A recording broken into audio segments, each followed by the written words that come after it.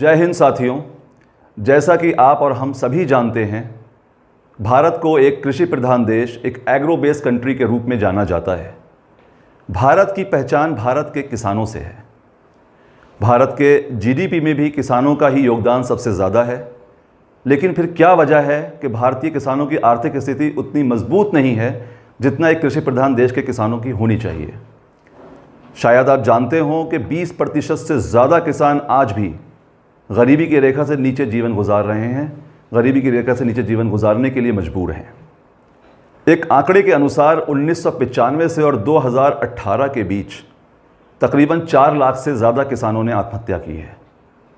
National crime records bureau NCRB की एक report के अनुसार आज भी रोज़ाना तकरीबन 28 किसान आत्महत्या कर लेते हैं। तो इसके पीछे क्या है जो सही नहीं है, क्या कारण है और क्या है जो हम सही कर सकते हैं? तो आइए इन्हीं सवालों और जवाबों के साथ आज हम चर्चा करेंगे खेती से जुड़े हुए कुछ इन्हीं मुद्दों के ऊपर।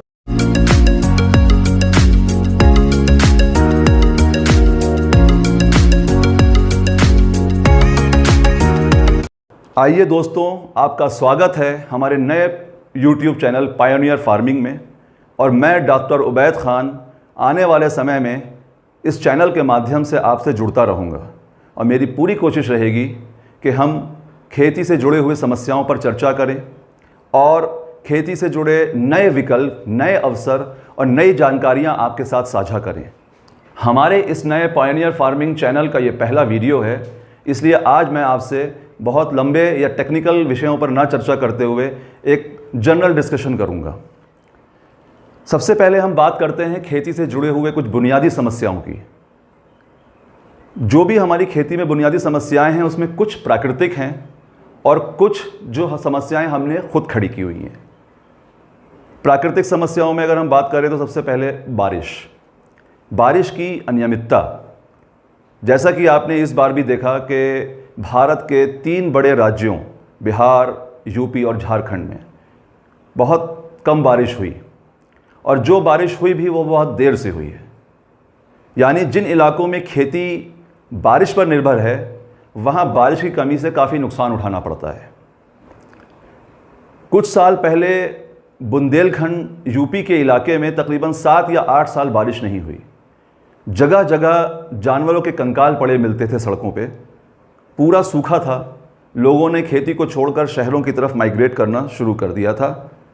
ये एक बहुत बड़ी समस्या है सूखे की, जिसके ऊपर हमारा कोई भी कंट्रोल नहीं है। इसी तरह कई राज्यों में कई बार इतनी ज़्यादा बारिश हो जाती है कि बाढ़ आ जाती है। अच्छी खासी फसल लहलहा रही है, बाढ़ आई, सैलाब आया और सब खत्म। बाढ़ अगर नहीं भी आती है तो बारिश कई बार इतना ज़्यादा हो जाती है कि फसल को तो बर्बाद कर ही देती है। इसी तरह एक दूसरी समस्या है जानवरों की।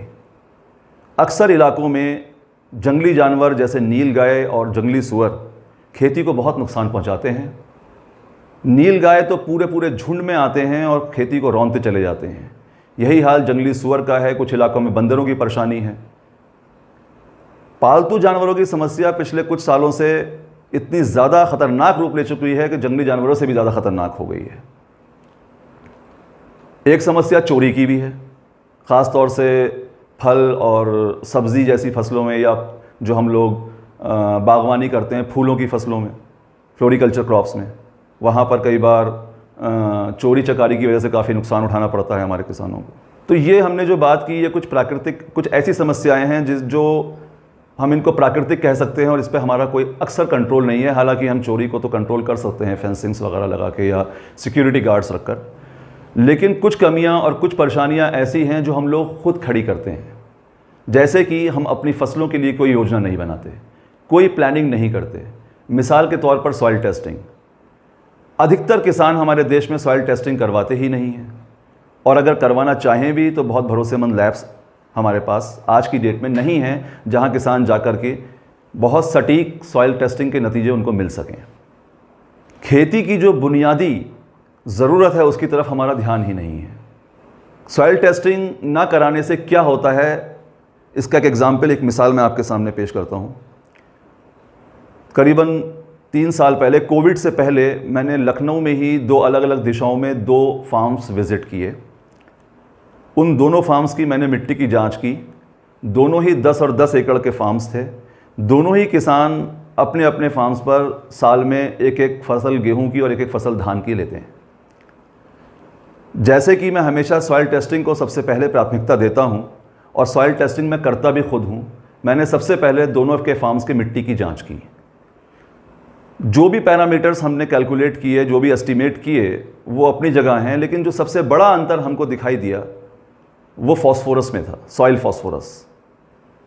एक किसान के यहाँ सॉइल फॉस्फोरस कंटेंट तकरीबन 61 से 62 किलोग्राम प्रति हेक्टेयर था और दूसरे किसान के यहाँ 5 से 6 किलोग्राम प्रति हेक्टेयर। सॉइल में जो मिनिमम और मैक्सिमम क्रिटिकल लेवल्स जो होते हैं सॉइल फॉस्फोरस का, वो तकरीबन 10 से 32 किलोग्राम प्रति हेक्टेयर तक होता है। यानी कि एक किसान के यहाँ मैक्सिमम से भी तकरीबन डबल था, 61 से 62, और एक किसान के यहाँ जो मिनिमम वैल्यू है 10 किलोग्राम प्रति हेक्टेयर, उसका भी तकरीबन आधा, 5 से 6 किलोग्राम प्रति हेक्टेयर। अब हो ये रहा था, मज़े की बात यह है कि दोनों ही किसान डीएपी का, फॉस्फोरस के लिए डीएपी का एक एक बैग अपने यहाँ 1 एकड़ के हिसाब से डालते थे। यानी कि जिसके यहाँ 61 से 62 किलोग्राम प्रति हेक्टेयर ऑलरेडी फॉस्फोरस सॉइल में है, वो भी एक बैग डीएपी का डाल रहा है, और जिसके यहाँ मिनिमम से भी आधा फॉस्फोरस है, वो भी एक बैग डाल रहा है। तो आप खुद अंदाज़ा लगाइए कि नतीजे क्या होंगे। यानी कि एक जगह जहाँ पर फॉस्फोरस डालने की ज़रूरत ही नहीं है, वहाँ पर किसान साल में 2 बैग धान और गेहूं में इस्तेमाल कर रहा है। तकरीबन 4,000 रुपये खर्चा एकड़ में, यानी 10 एकड़ में 40,000 रुपये उसका बेकार जा रहा है। और दूसरी जगह किसान को ज़रूरत है कि वहाँ पर या तो वो अपने फॉस्फोरस की डोज बढ़ाए, और या फिर कुछ ऐसे ऑर्गेनिक मीन्स जैसे फॉस्फोरस सोलेबलाइजिंग बैक्टीरिया है जो टोटल फॉस्फोरस को कन्वर्ट करता है आपके अवेलेबल फॉस्फोरस में, उस तरह की चीज़ों का, उस तरह की तकनीक का इस्तेमाल करे और अपनी पैदावार को बढ़ाए। हमने जिसके यहाँ 61 से 62 किलोग्राम प्रति हेक्टेयर फॉस्फोरस था, उसके यहाँ फॉस्फोरस का एप्लीकेशन, डीएपी का एप्लीकेशन बंद करवा दिया। उसके यहाँ नतीजे अच्छे मिले। खेती में, उसकी फसल में कीड़ा और बीमारियां नहीं लगे, पैदावार भी बढ़ी, बचत भी हुई। कुल मिलाकर के उसको बहुत अच्छा नतीजा जो मिला, उसका असर यह हुआ कि अब बाकी के पूरे गांव के अंदर लोगों ने डीएपी डालना बंद कर दिया, ये बगैर जाने कि उनकी ज़मीन के अंदर फॉस्फोरस कितना है। इसे कहते हैं कॉपी पेस्ट एटीट्यूड। इसको हमें बंद करने की ज़रूरत है। तो इन सब समस्याओं का हल क्या है? सबसे पहले हमको पुरानी बेड़ियों को तोड़ना होगा, नई तकनीक सीखनी और समझनी होगी। परंपरागत कृषि के अंदर जो भी कमियां हैं उनको दूर करने की कोशिश करनी होगी। सरकारी सुविधाओं, लोन वगैरह पर निर्भर रहने से बेहतर है कि हम ऐसे विकल्प खोजें जो हमारी सेट ऑफ कंडीशंस, हमारी वर्तमान परिस्थितियों के अनुकूल हों, उसमें सेट होते हों। जितने साधन हमारे पास हैं उतने में क्या हो सकता है, इस पे गौर करें। हम नकल करना छोड़ दें और ऐसी फसलों का चुनाव करें जो हमारी वर्तमान परिस्थितियों में, हमारी परिस्थितियों के अनुरूप हों।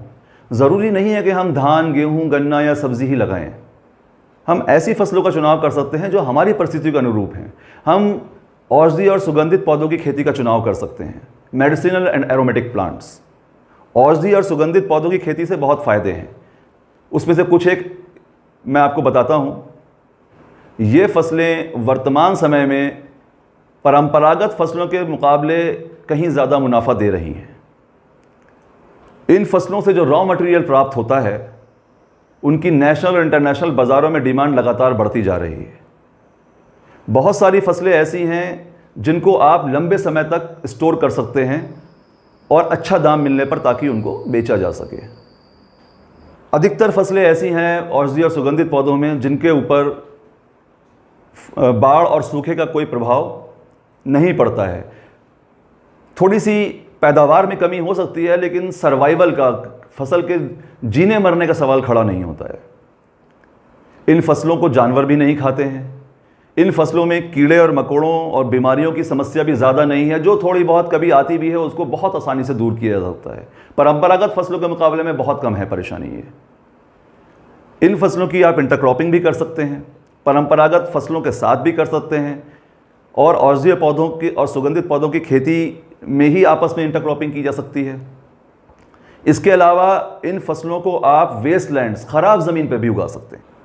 लेकिन इसका मतलब ये बिल्कुल नहीं है कि इन फसलों की अपनी कोई ज़रूरत नहीं है, अपनी कोई रिक्वायरमेंट नहीं है। हमें ये देखना ज़रूरी है कि कौन सी फसल किस तरह की ज़मीन में होती है, किस तरह के जलवायु में होती है। यहाँ भी हमें कॉपी पेस्ट एटीट्यूड अप्लाई नहीं करना है। फलाने को फ़ायदा हुआ तो मैं भी लगा लूँ, कुछ लोगों को नुकसान हो गया इस फसल को लगाने से तो मैं भी नहीं लगाऊंगा, इसमें नुकसान हो जाता है। ये हमें सोच बदलनी होगी। आपको अपनी फसलों का चुनाव अपने खेत की मिट्टी, उसके प्रकार, जलवायु, अपनी बजट कैपेसिटी और हार्वेस्टिंग के बाद मार्केटिंग इत्यादि को ध्यान में रखते हुए करना है। यहाँ पर फिर से मैं आपको एक कॉपी पेस्ट सिस्टम की मिसाल देता हूँ जो अक्सर हमारे फार्मर्स गलतियाँ करते हैं। कुछ साल पहले औषधि और सुगंधित पौधों में एक फसल है सतावर, आप लोगों ने शायद नाम सुना भी होगा। बहुत अच्छा बाज़ार था सतावर का और सतावर लोग कर रहे थे। 1.5 से 2 साल की फसल है, अच्छा मुनाफा लोग कमा रहे थे। उसके साथ कुछ समय पहले एक क्रॉप मार्केट में आई, इंट्रोड्यूस हुई, अकरकरा। अकरकरा 6 महीने की फसल थी। धीरे धीरे लोगों के अंदर उसके प्रति जानकारी बढ़ी और लोगों ने अकरकरा लगाना शुरू किया। अकरकरा का प्राइस उसकी डिमांड को देखते हुए बहुत ऊंचा चला गया। तो जितने भी लोग सतावर लगा रहे थे वो सतावर छोड़ के दूसरों की देखा देखी अकरकरा पे सीधे कूद गए, जम कर गए। अब जिसको देखो अकरकरा लगा रहा है। उसका हश्र ये हुआ कि अगले 4-5 सालों के अंदर अंदर अकरकरा का प्राइस 1100 से टूट करके 80 रुपये आ गया प्रति केजी। सूखी जड़ उसकी बिकती है उसका। इसी तरह से अकरकरा और सतावर के बीच का ये कॉन्फ्लिक्ट चल ही रहा था कि अचानक लोगों ने जम करना शुरू किया वेटिवर, खस के ऊपर, एक एरोमेटिक क्रॉप। आज से 5-6 साल पहले खस के तेल का जो बाज़ार में दाम था, जो किसान के खेत से जाता था, वो 32 से 33 हज़ार रुपये पे जाता था। और जब लोगों ने देखा कि अकरकरा का प्राइस गिर गया, सतावर 1.5 से 2 साल की फसल है, उसमें अब उतना मज़ा नहीं आ रहा है और वेटिवर से हमें 1 लाख, 1.5 लाख, 2 लाख रुपए मिल सकता है, तो सब के सब जितने भी फार्मर थे, मना करने के बावजूद, कंसल्टेंट होने के नाते हम लोगों को समझाते भी हैं कि इतनी जल्दी फसलों को नहीं बदलना चाहिए और मार्केटिंग और उसके रिक्वायरमेंट और मार्केट स्तर को देखते हुए कि क्या हो सकता है आगे, उसका ख्याल रखते हुए आपको फसल का चुनाव करना है। जब हमने लोगों को रोकना चाहा कि वेटिवर ना लगाएं, लेकिन कोई रुकने को तैयार नहीं है। और वेटिवर इतना ज़्यादा लोगों ने लगाया, खस इतना ज़्यादा लोगों ने लगाया कि उसका प्राइस मार्केट में गिर के 9,000 रुपये पे आ गया। लोगों को तेल बेचने की समस्या होने लगी। 2-3 साल तक ये प्राइस तकरीबन इसी रेंज में मूव करता रहा और आखिर में आज भी प्राइस उसका जो है 12-13 हज़ार रुपये से ज़्यादा नहीं है। कहाँ 32 हज़ार रुपये, कहाँ 13 हज़ार रुपये। इन सब के बीच सोशल मीडिया से खेती सीखना भी आज एक बहुत बड़ी समस्या बन चुकी है। सोशल मीडिया से खेती सीखना कोई बुरा नहीं है, बहुत अच्छा है, लेकिन इसके अपने कुछ दूसरे पहलू हैं जो बड़े नुकसानदेह हैं। काफ़ी समय से मैं YouTube पर देखता आ रहा हूँ कि बहुत सारे लोग जो YouTube चैनल्स अपने चला रहे हैं, जाने या अनजाने इतनी गलत इन्फॉर्मेशन YouTube पर कुछ फसलों के बारे में दे रहे हैं जिससे किसानों को बहुत नुकसान होता है, किसान गुमराह होते हैं। जाने या अनजाने कर रहे हैं, मैं ये नहीं कहता हूँ कि वो जानबूझ के कर रहे हैं। कई बार किसी को इतनी जानकारी नहीं है, क्योंकि आजकल तो YouTube हर कोई कर रहा है, YouTube चैनल हर कोई बना रहा है। ऐसे ऐसे थंबनेल्स मैं YouTube पर देखता हूँ, जैसे कि आप इन पिक्चर्स में देख रहे हैं कि 1 एकड़ से 1 करोड़ रुपए, 1 एकड़ से 25 लाख रुपए, तुलसी और सर्पगंधा की खेती से एक किसान ने 5 करोड़ रुपए कमाए। ऐसे ऐसे थंबनेल्स डाले जाते हैं कि उनको देख करके किसान मजबूर हो जाए कि उस वीडियो को खोल करके देखे। और अगर किसान इस तरह की गलत इन्फॉर्मेशन के ऊपर अमल करता है तो काफ़ी बड़ा नुकसान उठा सकता है, और उठा रहे हैं किसान। मेरे पास बहुत सारे किसानों के फ़ोन आते हैं कि हमें सही इन्फॉर्मेशन नहीं थी, हमें किसी शख्स ने ये फसल लगवा दिया और उसके बाद में वो गायब हो गया, ख़रीदने नहीं आया, और हमने जिस फसल का प्लांटिंग मटेरियल 50 पैसे प्रति पौधा था वो हमने 5 रुपये, 10 रुपये, 20 रुपये, 30 रुपये तक ख़रीदा है। सतावर में भी बहुत ज़्यादा ऐसा हुआ है। ऐसे में ज़रूरी है कि आप सही जानकारी जमा करें। बहुत जल्दी YouTube के वीडियोस को देख करके उस पर एकदम से भरोसा ना कर लें। एक बहुत बड़ी वजह यह भी है जो हमने अपना ये YouTube चैनल शुरू किया है, हमारा मकसद यही है कि हम इस तरह की जो गलत इन्फॉर्मेशन YouTube पर चल रही है उनके भी खुलासे कर सकें। औषधि और सुगंधित पौधों की खेती या और दूसरी जो भी परंपरागत खेती में देखिए जो कमियां हैं उसके बारे में तो लोग ज़्यादातर जानते हैं, लेकिन ये थोड़ा सा नया सेक्टर है औषधि और सुगंधित पौधों का। इसके लिए ज़रूरी है कि सही जानकारी किसानों तक पहुँचे। तो हमारा ये YouTube चैनल शुरू करने का एक बहुत बड़ा रीज़न ये भी है कि जो इस तरह की YouTube के ऊपर, Facebook के ऊपर, Instagram, सोशल मीडिया के ऊपर जो भी ये इस तरह के वीडियोस शेयर किए जा रहे हैं जिसमें जाने या अनजाने गलत इन्फॉर्मेशन के चलते किसानों को नुकसान हो रहा है, हम उनकी बिल्कुल तरतीबवार सही जानकारी किसानों तक पहुंचा सकें। बहरहाल हमको आंख बंद करके निर्णय नहीं लेना है।